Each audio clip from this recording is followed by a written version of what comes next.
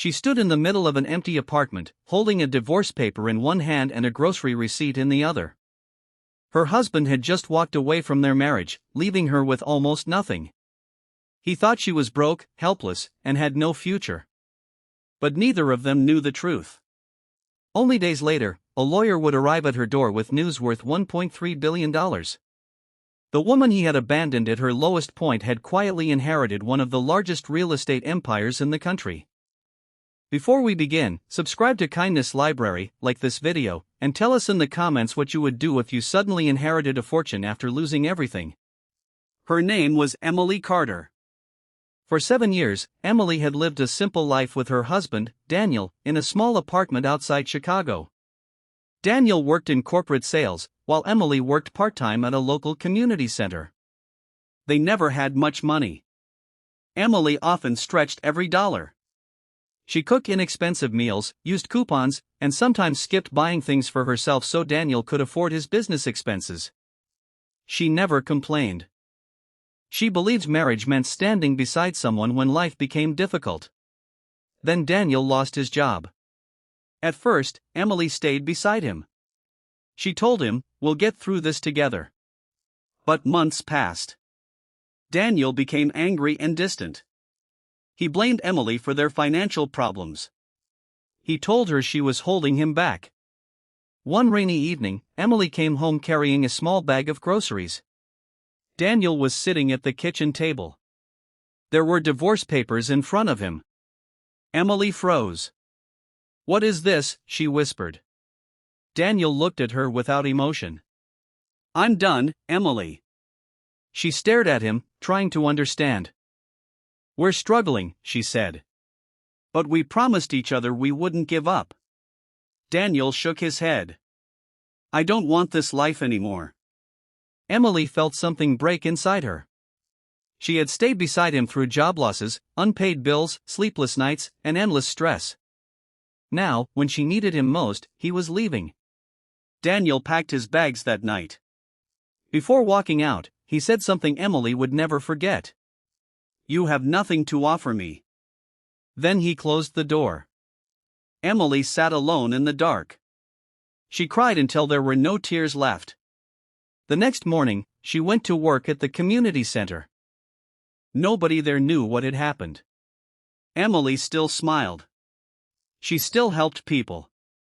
She still served meals to families who were struggling. That afternoon, an elderly woman named Mrs. Wilson came into the center. She had forgotten her wallet. Emily quietly paid for her groceries. Mrs. Wilson looked embarrassed. "I'll pay you back," she said. Emily smiled. "You don't have to." Mrs. Wilson held her hand. Kind people are often tested the hardest. Emily smiled politely, not knowing how important those words would become.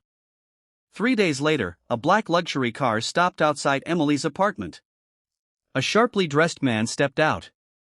He introduced himself as Jonathan Reed, an attorney. Emily was confused. "I'm here because of your aunt, Margaret Carter." Emily stared at him. Her Aunt Margaret had passed away recently. They had not spoken much in years.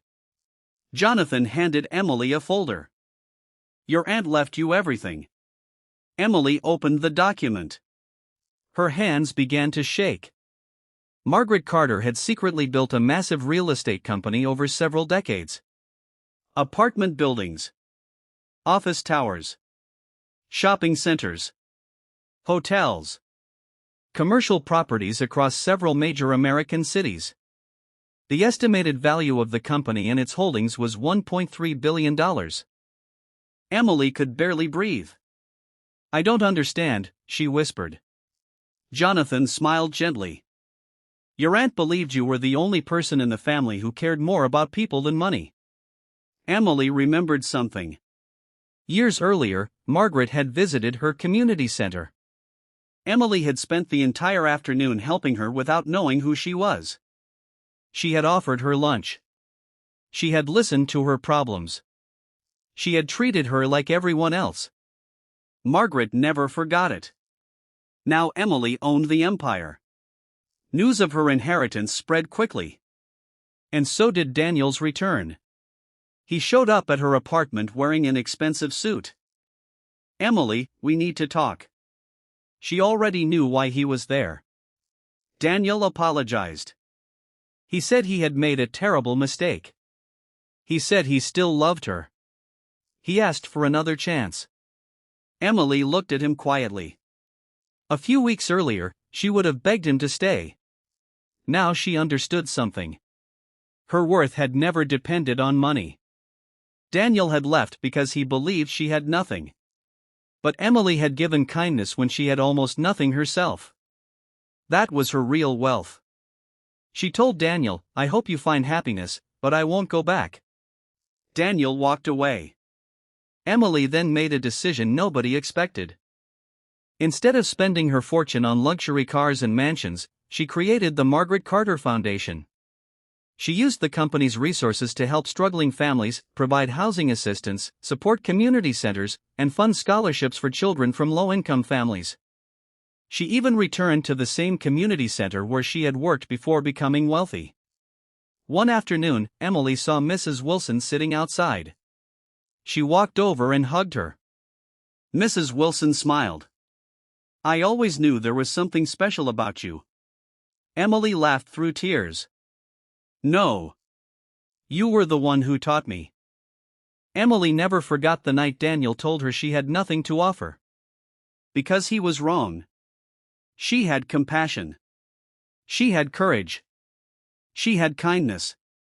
And those things were worth more than any billion-dollar empire. Sometimes life takes everything from us before showing us what we truly have. Emily lost her husband. She lost her home. She lost the life she thought she wanted. But she never lost her ability to be kind. And that kindness eventually changed thousands of lives. So if you're going through a difficult season right now, remember Emily's story. Your circumstances do not decide your value. And the kindness you show today might become the reason someone else keeps going tomorrow. You never know what someone is carrying behind a smile. So be patient. Be generous. Be kind.